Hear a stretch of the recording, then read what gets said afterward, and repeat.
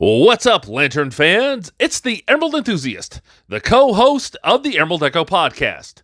Here with a look at the DC Direct Blackest Night 2010 New York Comic-Con exclusive figure of White Lantern Hal Jordan.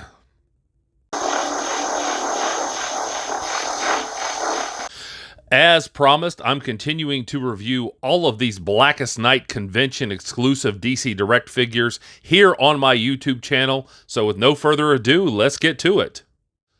On the bottom front, we get some product details. It says limited edition 3000. Here's the 2010 New York Comic-Con logo. It says White Lantern Hal Jordan 2010 convention exclusive.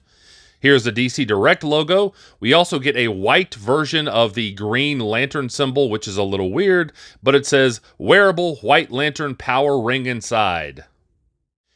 Here is a product shot of the figure on the front with some of the other Hal Jordan exclusives in the background. And we get a product shot on the side. It also says DC Direct and Blackest Night. On the back bottom, we get more product information. We also get product shots of not only the White Lantern Hal Jordan, but also the White Lantern Sinestro and the Black Lantern Corps Hal Jordan. Like the other exclusives, this figure comes in a bubble that has a wraparound cardboard flap. With the flap closed, this is what the figure looks like from the side. Here is the bottom of the bubble, and here is the top of the bubble. You can see the base in the back. And from here, you can see the wearable White Lantern ring. With the cardboard flap open, we see a group shot of various figures from the DC Direct Blackest Night collection.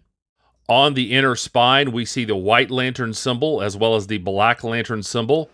There's also a write-up here of Hal Jordan's arc from Blackest Night throughout Brightest Day. If you'd like to read that, go ahead and pause the video and do so now.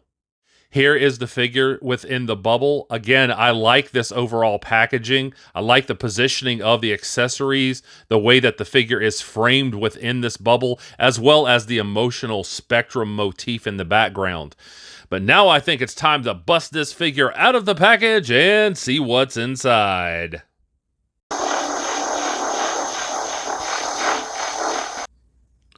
Here is the figure free of the outer packaging, but still in the inner plastic. And here we see White Lantern Hal Jordan out of the package and ready to restore life to the universe. This figure is spectacular. I actually go back and forth on whether I like this figure or the Green Lantern Hal Jordan the best among all of these convention exclusives.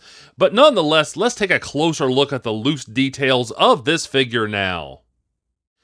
Like the other rings from the other exclusive figures, there's this little piece of plastic that holds the ring within the bubble. You just pull that off and then push the ring out. Yeah, that looks really good. Really good sculpting there. I like how reflective this is. And of course, you get this separation here in the back, and that makes it adjustable, so it will fit most fingers. The base also has its own little bubble that is situated behind the figure. It has this little flap here that if you pull that up, you can get the base out. And there is the symbol for the White Lantern Corps. Let's have a look at the lower body, and there's just a lot of exquisite work here. The figure is sturdy, and I always appreciate that.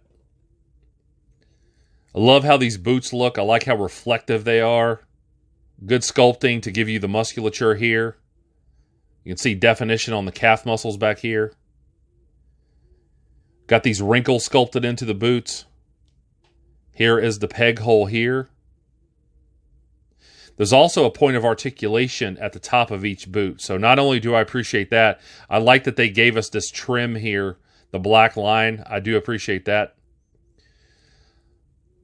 Outstanding sculpting on the quadriceps here. Now back here, not only do we not get like much definition on the hamstrings, we also get this stamp back here. And if you've ever seen my other reviews, I always talk about how I really don't like visible stamps. I wish that this would have been like on the other foot, but at least it's on the back of the figure and not the front of the figure. Also, controversial opinion here. I have always said that I think the White Lantern core should have been called the Silver Lantern core.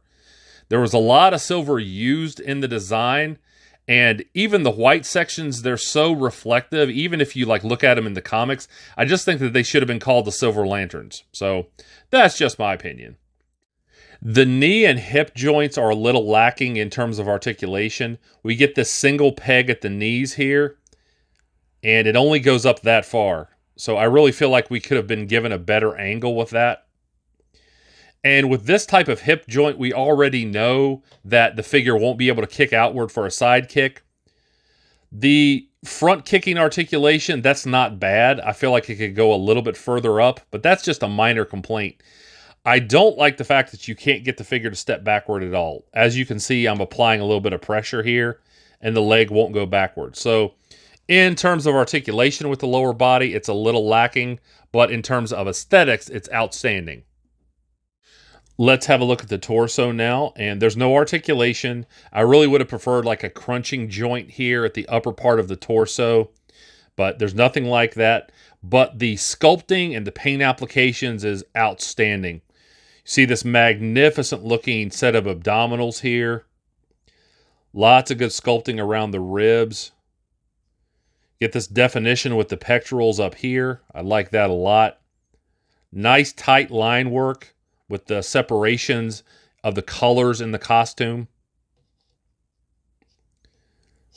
Great work back here with the latissimus dorsi and the trapezius up here. That looks really good. And just look how reflective these colors are. I like that so much. And in terms of the symbol, this is how I wish all Lantern collectible symbols looked like, chest symbols anyway.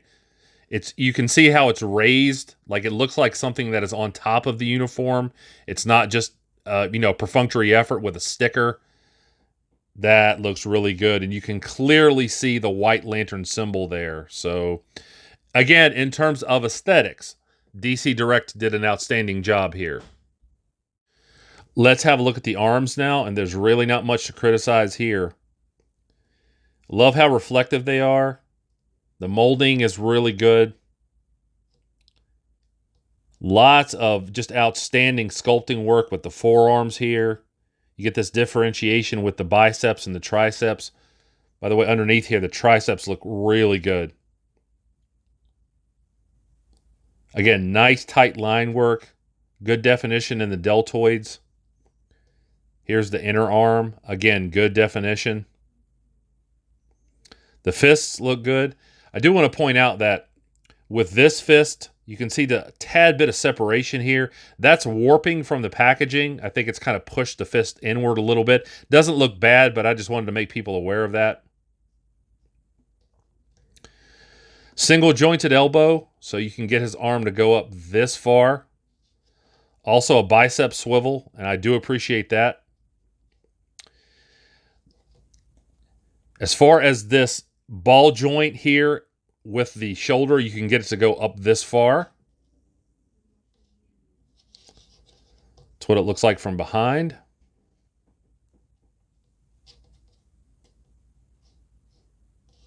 Again, I do appreciate that.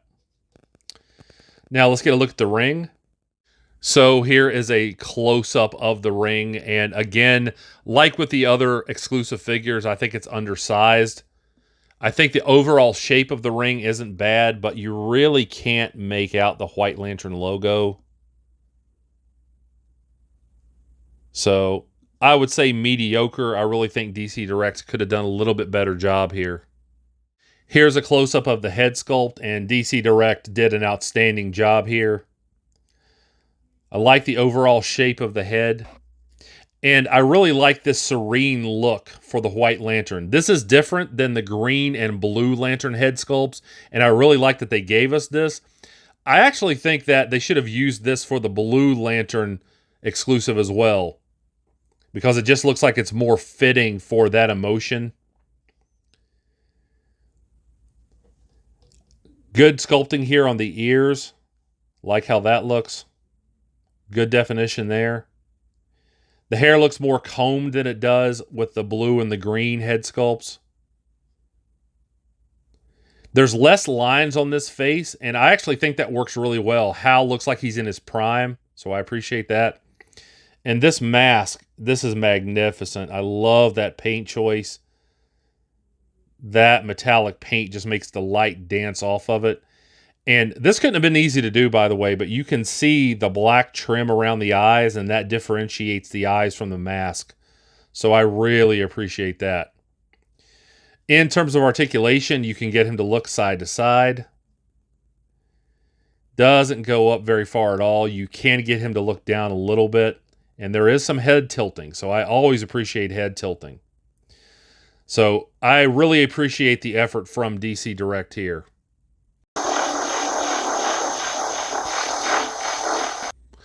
I certainly hope you have enjoyed this review. If so, please like, subscribe, and tell a friend to do the same. Stay tuned at the end of the video for some articulation shots, and also remember to catch up with me on TikTok, Twitter, and right here on YouTube. That's the Multiverse Musings vidcast. And I'll be back to the internet with more Green Lantern related content soon. But until we meet again, this has been the Emerald Enthusiast, and thanks for watching.